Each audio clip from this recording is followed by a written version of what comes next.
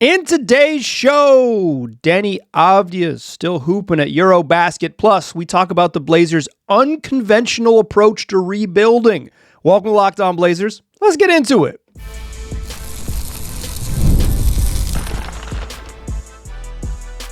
You are Locked On Trailblazers, your daily Portland Trailblazers podcast, part of the Locked On Podcast Network.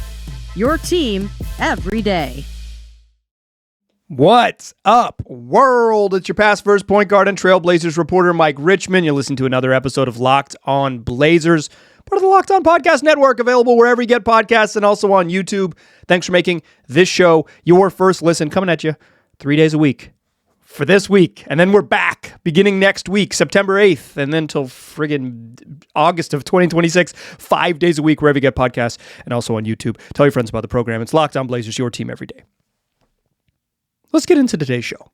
Here's what we're going to talk about. Deni Avdija played 2 basketball games over the weekend and has Israel in position to advance in EuroBasket. All they got to do is beat Belgium on Tuesday, and they are guaranteed a spot in the knockout round. Simple enough. Belgium's not very good. Israel's been playing well. Deni has been hooping. We'll talk about Deni. And then, inspired by a listener question from listener BT, shout out to you, BT. I appreciate it. We're going to unpack sort of in light of the Deni Avdija experience, what we've seen for his first year in Portland and what we can anticipate in year 2, how the Blazers have kind of approached their rebuild, retool, post-Damian Lillard and now along again, but post-Damian Lillard era that now includes Damian Lillard again, this sort of the rebuild from in the Joe Cronin era. A good question kind of shapes the way we think about why the Blazers have approached it in the way that they have, and whether that's not necessarily value judgments, but the reasoning for the way they have gone. We will get into all of that in today's show. Let's talk Deni, though. Israel goes 1-1 over the weekend. They play back-to-back games, less than 24 hours in between tip-offs. It's a quick turn. They lose to Poland. They're playing Group D's playing in Poland. They lose to Poland on a last-second shot. Deni Avdija takes a step back going to his left. That does not get much of did not have much of a chance. Misses short. Bang.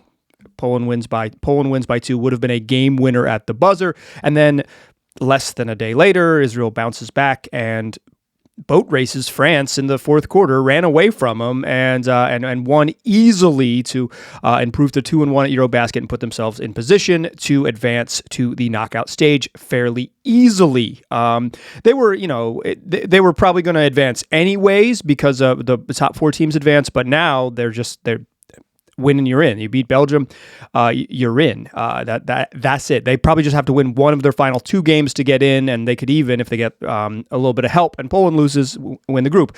But I don't want to get too deep into this is Locked On Blazers, so this is kind of a Blazers-centric lens of watching Deni Avdija, right? I am not thinking so much about his success in EuroBasket and what Israel does, because whatever I'm worried about, or I'm thinking about, the way my brain is sort of watching these games is what do we see from Deni that moves into the NBA's regular season? And he's been good, without packing sort of the sort of granular stuff against in both of these games, but I'll get into both of them quickly. He had 23 points, 9 boards, 5 assists, 2 steals, 2 blocks, with just 2 turnovers against Poland. 7 of 19 from the floor, but mostly he just missed threes. 3 of 10 from 3. Got to the free throw line for 6 free throws and hit them. Didn't really score much late in the fourth quarter against Poland as the game kind of slipped away. They basically just Jordan Lloyd, a naturalized Polish citizen, made a bunch of shots late, and Israel didn't score when they needed to, and Deni missed a shot at the buzzer. But I thought he was really good on defense in that fourth quarter. He had 2 big blocks at the rim, backside rim protection. That might matter for the Blazers. I'm thinking about that a little bit. The way their center rotation is set up, it's assuming that Rob Williams is not a regular contributor, and if he does play, he's not playing a ton of minutes. It is Donovan Clingan, your starter, and then some question marks behind him. And so I think there's a world in which the Blazers try to go small a little bit. I don't think you can do a big diet of small lineups, but if you can, it's going to be on the strength of Deni's ability to guard multiple positions, Jeremy Grant's length, Tumani Kamara's ability to guard multiple positions, Drew Holiday's ability to guard multiple positions, they probably won't play Matisse with that lineup because they'll need to score and they need a little bit of offense, but like some versatility. And I thought, particularly against Poland, Deni's defensive versatility was on display. He guarded everybody. He guarded every single position on the court. They switch, Israel switches, so it's like sort of natural modern basketball tactics. But I thought his defensive versatility was on display there. I thought he played a darn good defensive game in that game. And then against France, kind of an upset because France has pros, right? And at least guys who have like been in the league, like Timothy Luau-Cabarrot, TLC, and Elia Kobo, former Phoenix Suns great, guys who've been in the league along with Yabusele and Zachary Risache. France they're not bringing their big guns, like they don't have everybody, but they've got certainly some high level talent. Former Blazer great Jalen Horde on the team as well. Israel beating France is a bit of an upset, as I understand it. Certainly an upset in the FIBA rankings, but I think even this version of the France team, this is a bit of an upset. And then he had 23 points, and he finally made threes. 3 of 4 from 3, including some, all of them off the dribble variety, some step backs, some early in the game. They went under a screen. He shoots a 3 on the right wing. Late in the game, a couple step backs on the right wing. 23 points, 8 boards, 2 assists, 5 steals. He did turn the ball over 5 times against France. He did miss a couple free throws, which he has not really done. 6 of 9 from the free throw line. That's a few free throws, I guess, not a couple, but shot well, got fouled. I thought he did, he plays so well in transition. I thought they turned some opportunistic offense to defense stuff late. And then in the fourth quarter, where he was kind of quiet against Poland, he kind of took over much more against France. He hit a big 3, a big step back 3, and then got a driving and 1 bucket to kind of turn the tide. And what was a 1-point game, Israel kind of runs away, and France can't score enough late, and kind of just started jucking up 3-pointers. Like, can we come back? I hope we can come back. You can't. So kind of what I'm thinking about here with Deni is like, some of the defensive versatility, maybe the Blazers are able to go small a little bit. That'll allow them to get probably more of their better players on the court. Although, again, the diet of going small, I don't know how often you can do that. And some of the playing in transition, offensive creator stuff. Deni brings the ball across half court. Israel plays with the point guard with Yam Madar, but like he's not this. They let Deni have his reps, right? And he'll do that too. He'll play in transition. He'll be an offensive initiator, an offensive creator, and he'll play. And his defensive versatility will be a big part of whether the Blazers are of how good they can be, right? Deni Avdija is good. I don't think EuroBasket has really proved anything beyond that. Last year, Deni kind of, once he got rolling, was very clearly the Blazers' best player, and on the whole, he was their best player for the entire season, and that includes a pretty rough first 5 or 6 weeks where he just like, the team didn't know what to do with him, and he didn't know where he fit, and he was struggling. And then he kind of got it going, but on the whole, he's the best player on the team last year. Going into this fall, I think he projects to be the best player on the team again. There was that is not a surprise. That's just that's how this is going to go down. You hope at some point one of the young guards, Shaedon Sharpe, Scoot Henderson, takes a leap in the coming months that puts like Deni's sort of supremacy as the best player on the roster into question, right? Like that's a great scenario for the Blazers. Is like one of the young guards pops and it's like, oh, maybe Shaedon Sharpe really is that good. But right now, those are mostly potential versus production. Deni has been productive. There's no question he's also been pretty dang good at EuroBasket. I thought he had kind of a rough opening game against Iceland, but he didn't play poorly in that game.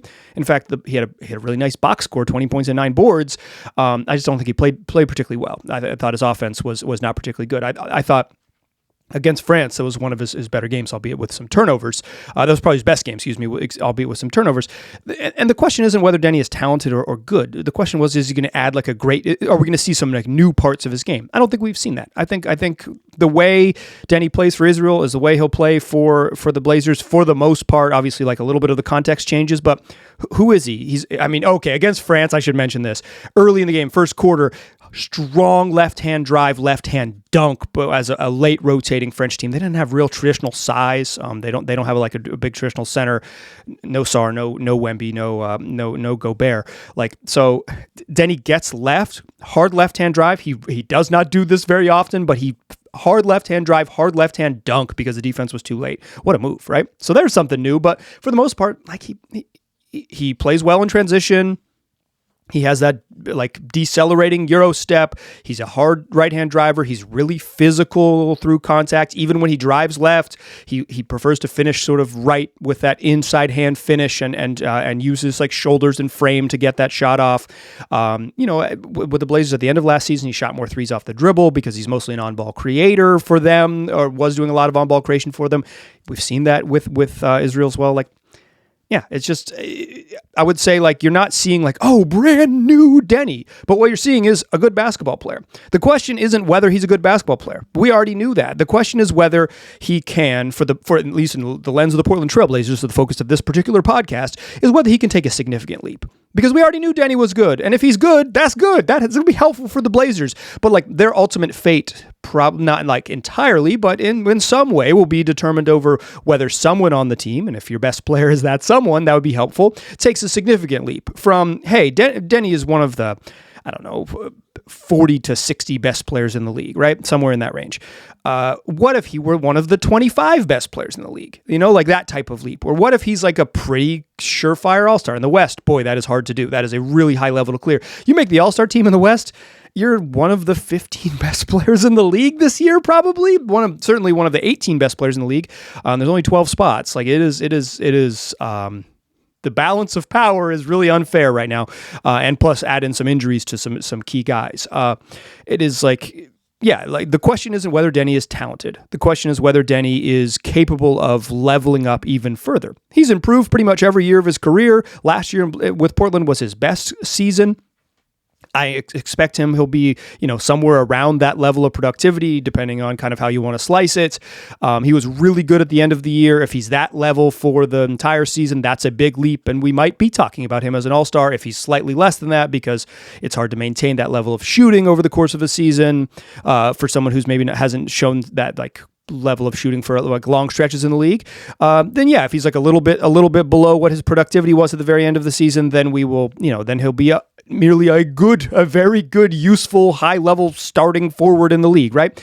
And I don't think the question of whether he's able to level up and take a leap is going to be answered at EuroBasket. I think we've seen him play. He's good. We knew he's good. He's played well. The questions about what next steps he can take as an NBA player will be answered during the NBA season, but certainly there hasn't been a single concerning thing with the way he's played at EuroBasket. Hasn't shot very well, but it's a small enough sample size that I just don't care about it. The same way I don't think the like really hot shooting to end the season is like he's probably not going to shoot 45% from three. Well, he's probably not going to shoot 25% from three. He's probably right there in the middle, and we will, that will be sorted out when they're playing NBA games. But one of the sort of curiosities of Deni is how he was acquired. The Blazers, when they were sort of heading into what seemed like a rebuilding and a season where they were going to, lose on purpose and tank and all of these things, instead traded 2 first-round picks to acquire the young veteran. And they said, yeah, you've had your 4 years in the league, but you're under contract, and we're willing to bet that you can get better, and we're willing to pay, a fairly hefty price, and not massive, but a big price for the type of team the Blazers were at the time. And so that is what I want to talk about in the second segment. The Blazers have done some, as they've retooled and rebuilt this roster, they've done some unconventional things for the level of team they were, at least by sort of the more of consensus way of thinking about how rebuilds work in the league. I want to talk about that, and I want to talk about it in the light of Deni, in light of Drew Holiday, in light of Damian Lillard. We will do all of that to close the show. Join me in that second segment, won't ya? First, though, let's talk Monarch Money. It is the way to get a control of your financial future. Most people, they can't even name all their financial accounts or even what those financial accounts are worth, whether it's 401ks or properties they might own or investments. And when you don't have that full picture, you can end up leaving money on the table. And that's where Monarch Money comes in. It's the all-in-one personal finance tool that brings your entire financial life together in one clean, easy-to-use interface on your laptop or on your phone. Monarch is built for people with busy lives. So if you've been putting off organizing your finances, Monarch is for you. Monarch does the heavy lifting, so you can link all of your accounts in just minutes. You can see clear data visuals of your spending and of your investments and of your total net worth. Plus, you can get smart categorization of all of those things and finally feel in control of your money without ever touching a spreadsheet. So if you want to maximize your investments, or if you share finances with someone, kids, parents, spouses, whatever it might be, you can all be on the same page quickly. Don't let financial opportunity slip through the cracks. Use the code LOCKEDONNBA at monarchmoney.com in your browser for half off your first year. That's 50% off your first year at monarchmoney.com, and the code is LOCKEDONNBA. Today's show is also brought to you by the good folks over at Doer. I've been meaning to tell you about my new favorite jeanswear brand, and that is indeed Doer. I have been living in their relaxed taper denim, and honestly, they've completely changed the game for me. And the timing for that game changer couldn't be better. Doer is opening a brand new store right here in Portland on Northwest 23rd. It's coming in mid-September, and let me tell you why it's worth making the trip over to that store at 820 Northwest 23rd Avenue. Not only do they have really comfortable jeans that are made to move, they are jeans that are made to live in. They are jeans that are made to do the things you have to do, whether that is, go out for a little hike, or just run errands and grab dinner and look nice all in the same day, or, play with your kids at the park, but then also look professional enough to go to a meeting afterwards.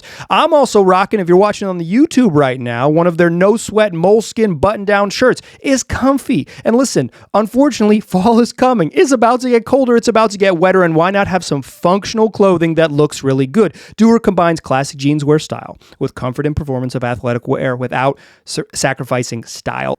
And Doer are opening a new store right here in Portland on Northwest 23rd, opening mid-September. 820 Northwest 23rd Avenue is the address. A new era in denim has arrived in Portland. Get the first and best jeans built to move. And you can mention my promo code LOCKEDONPORTLAND in store to get 15% off your first order, or check them out online at shopdoer.com/LockedOnPortland for 15% off. That's shopdoer.com/LockedOnPortland.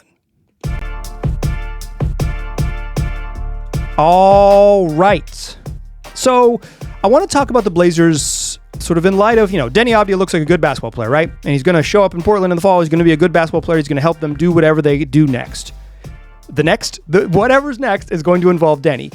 But how they acquired Deni kind of brings into light the Blazers' sort of choices and the way they have approached this era of retooling, rebuilding, reshaping the roster, whatever you want to call it, under Joe Cronin. And I got a good question from listener BT, who talked about how the Blazers have kind of bucked consensus in a lot of their moves. And it wasn't so much like value judgments about, why have they done this? And is it good? Mike, please tell us if it's good or not.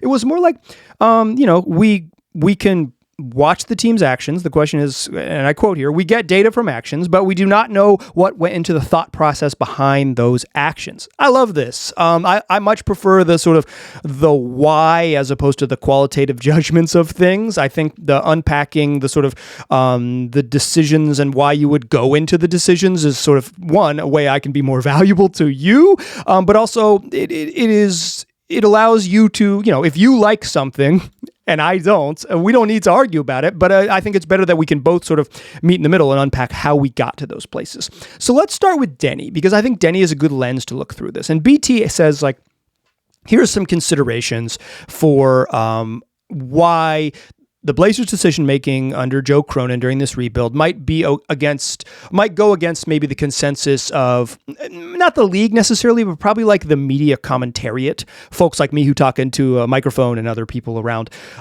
this space, media space, who talk into a microphone as well, who've maybe been critical or perplexed by the Blazers. And certainly I would paint myself as someone who has often seen the moves the Blazers made and said, I don't necessarily think that's bad, but I don't get it. And that was almost my word for word reaction to the Deni trade. It's like, I didn't think it was necessarily an overpay or too steep of a price. I just thought it was weird that the Blazers were the team making it. Get back to that in a moment. But quickly, BT offers these sort of options.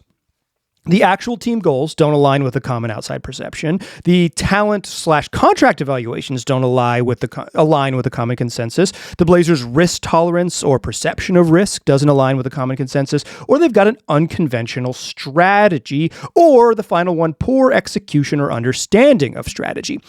I'm going to ignore that last one. And I'll say this, right? Because some of whether this is good execution or not is like a longer tail thing that will in fact largely and in probably a major way be decided in the coming months. Like this season will be a really good test of whether this execution from, the 2022 draft when Joe Cronin kind of really took over. He took over in the winter of 2021, was involved in that trade deadline. He was fully in charge then and kind of began the teardown of the team, although I don't think he would call it that, but I will.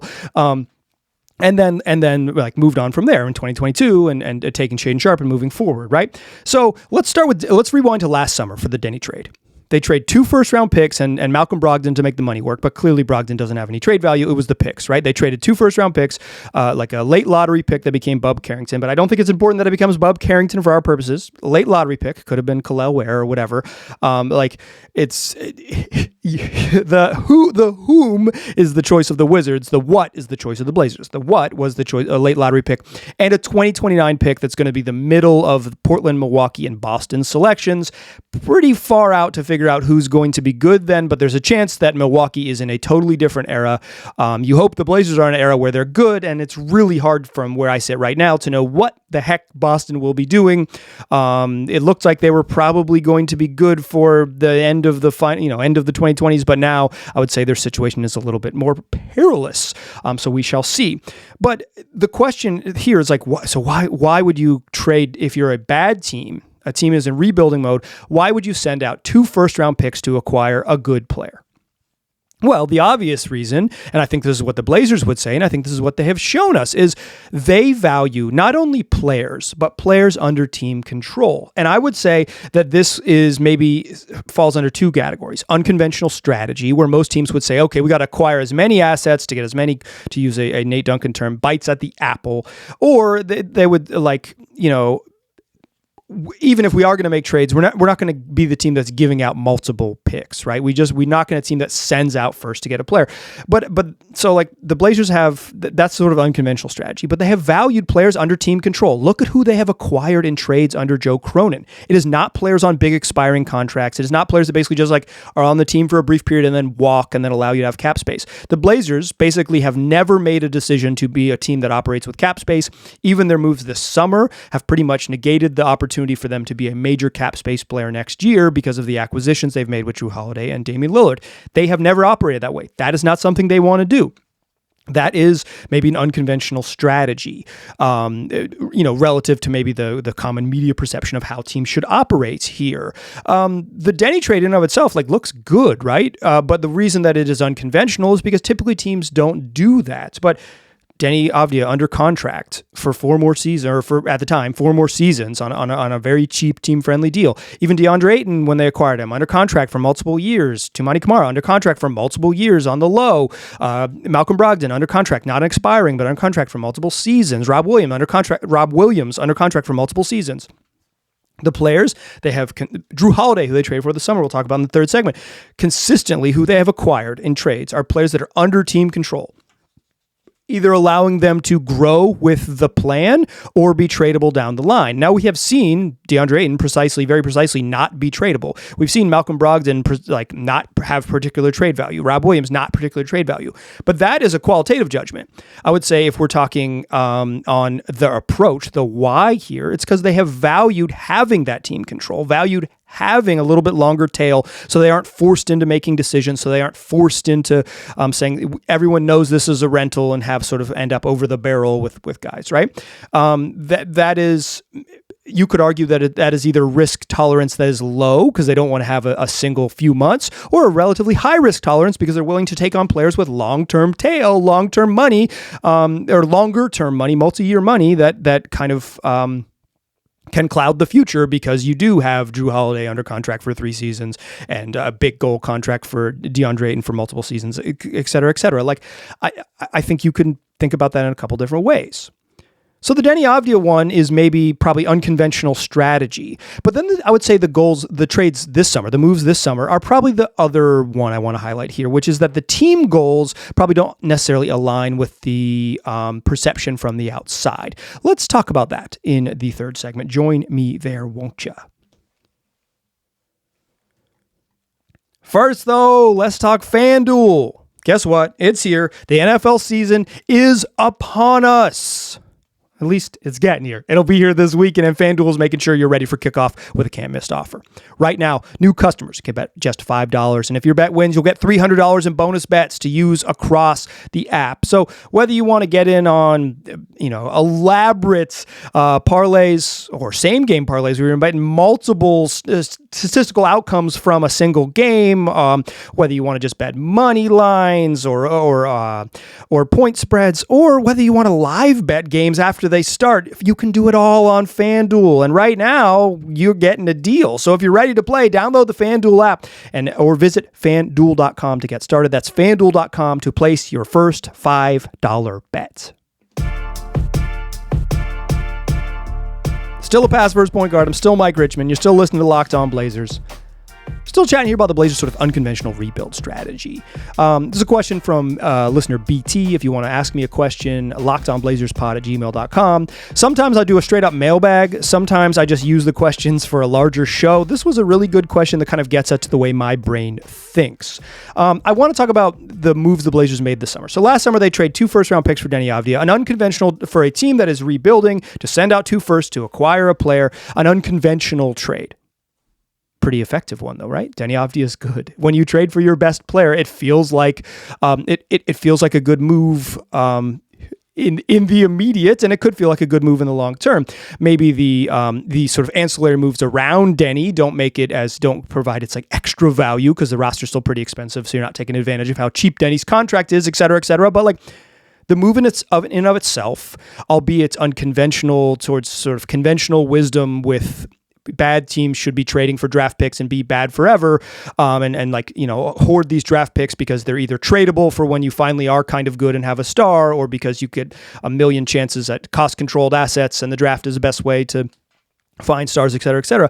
Like, if that is conventional wisdom, the Blazers went against that and found a young player on a team-controlled contract that is pretty good, and that seems to fit their MO. That is the unconventional strategy. I'm trying maybe an approach that other teams have not, particularly other teams in their position. Teams that are quality often use high quality often use that approach. Teams that are sort of on the lower rung of the ladder are different. But then the Blazers made some moves this summer that, if you follow the show, you'll know that I thought were I found the Jrue Holiday trade, and still do, pretty perplexing on its face.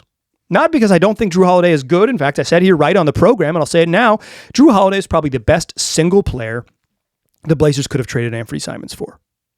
And if that is the box you're trying to check, I think they probably did, because Jrue Holiday's really good when he plays. Like, obviously he's getting older and coming off a down year, but if you were trying to find the best single basketball player that you could trade Anthony Simons for, Jrue Holiday's probably at the top of that list. And I think, but there's been some reporting that Boston's trying to trade Anthony Simons now and struggling to find a suitor, because that type of player, and Anthony Simons himself, both broadly speaking, combo guards that don't defend, and specifically speaking, Anthony Simons, just not a lot of trade value in the market, right? Not a lot of trade value. So we will see, right? Because he'll be an expiring contract at this deadline. We'll see what happens with Boston. But the Jrue trade on its face, I found perplexing, because you're adding a 36-year-old player, a 35-year-old point guard on a contract for 2 more seasons. That trade only got more confusing to me once they decided to sign Damian Lillard. Let's start with Jrue, though.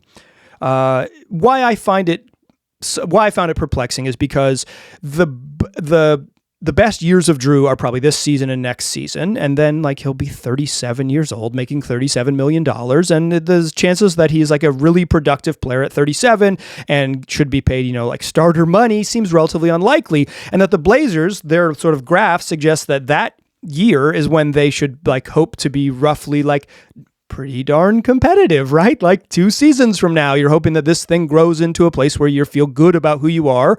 And will Jrue Holiday making that type of money kind of mess up the plan? He provides quality context for this season, might even provide really quality play for this season. But in terms of the back half of the contract being a little bit onerous and a little bit, and making the plan a little bit harder for me to totally understand, that is real. And I think this fits into the both the two categories that BT has laid out. It's probably the contract evaluations don't align with the common consensus. The Blazers feel like Drew Holiday is talented enough that the contract concerns don't matter. And it's an unconventional strategy, I would say, because the Blazers are saying, hey, we're probably not a surefire playoff team, but the way you become a playoff team is you add good players. And instead of this sort of patient build, be bad again, this is a way to kind of accelerate that and be competitive faster, getting better players who fit the plan, who can play next to both young guards and Holiday. There's a lot of basketball reasons why he makes sense, providing like good developmental context for even if you aren't good, at least like you're getting more positive reps for the young players as well. And then I would say it's the actual team goals don't align with the outside perception.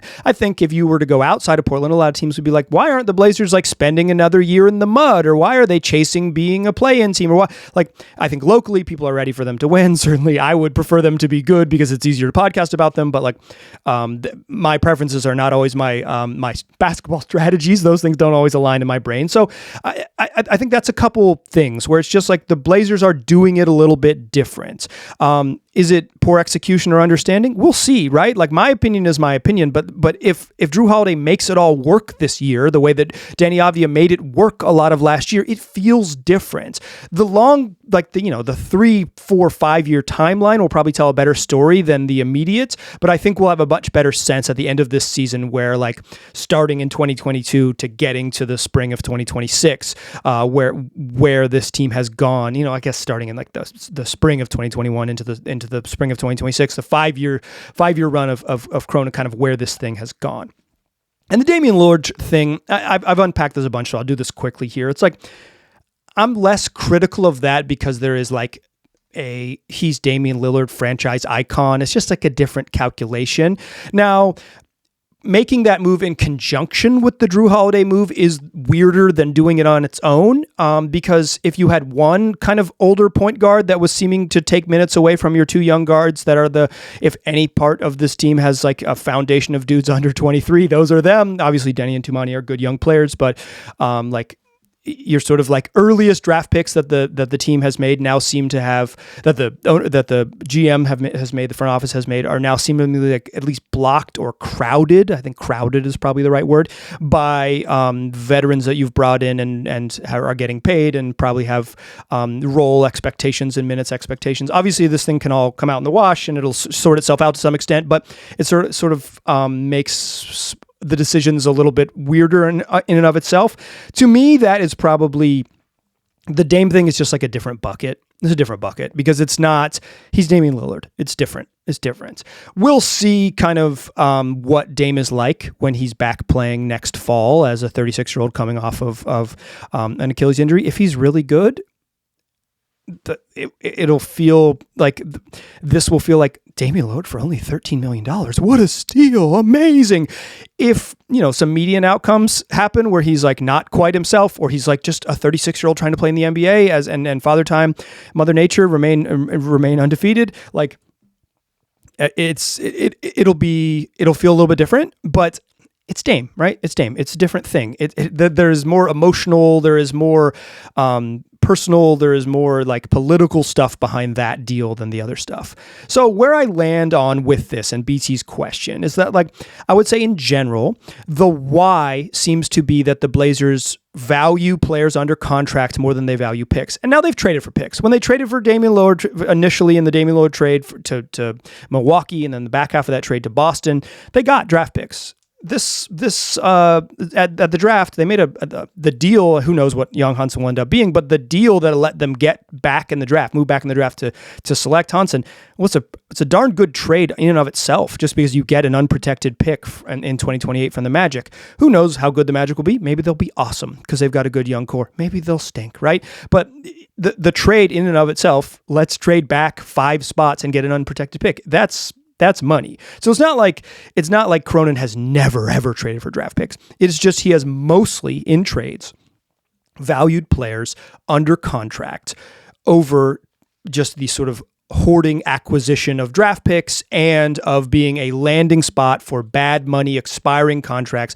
that allow you to then operate as a cap space team to, again, be a place where you can either absorb bad contracts or you can make a swing for a player on a really big deal, et cetera, et cetera. Like, he just hasn't ever valued that. That is the sort of unconventional strategy. And then they've probably hit the gas a little bit faster than at least this podcaster and many outside of the Portland market think is reasonable. Now, at some point, you do have to try to be good. Maybe this year they are good, and the quote-unquote hitting the gas doesn't seem weird. It just seems like, oh yeah, they built a good team and they're good, right? Like, it's easy to, it's the sort of, I won't hit you with the hindsight and pretend that I didn't think one way and it went the other way. I'll tell you that I was wrong if I'm wrong, but like, I think the sort of the larger perception is the two things: is the team goals don't align with the sort of common outside perception, and the Blazers have pursued a somewhat unconventional strategy considering their standing in the league at the time that they executed those moves. BT, thank you for the wonderful question. Thank you for the thoughtful email. This is the sort of the why they've made so many moves that go against the grain, I think is really more interesting than the sort of qualitative judgments. And guess what? We'll get to those too, because this podcast comes at you every day, or at least it will soon. We've got more shows coming this week. This is Monday's program. It's coming out September 1st. It's a little bit late because it's a holiday here in the U.S. and your boy was at the beach and I had to come back and watch 2 Deni Avdija EuroBasket games this morning. I had to hit the couch and take notes, and that took 4 hours or whatever. So we're a little late here, but Wednesday we'll have another show. It is going to be our first of our season previews, looking ahead to what's next for Scoot Henderson, your boy Sterling. And then on Friday, I've got an interview lined up, and we will talk about the Blazers ownership and what is next for this team under sort of new guidance from the top. 3 days a week this week, Monday, Wednesday, and Friday, then back to 5 days a week next week for 10 months of content. The Blazers season is almost here. Locked On Blazers is here for real. Tell your friends about the program. I appreciate you listening. I'll talk to you soon.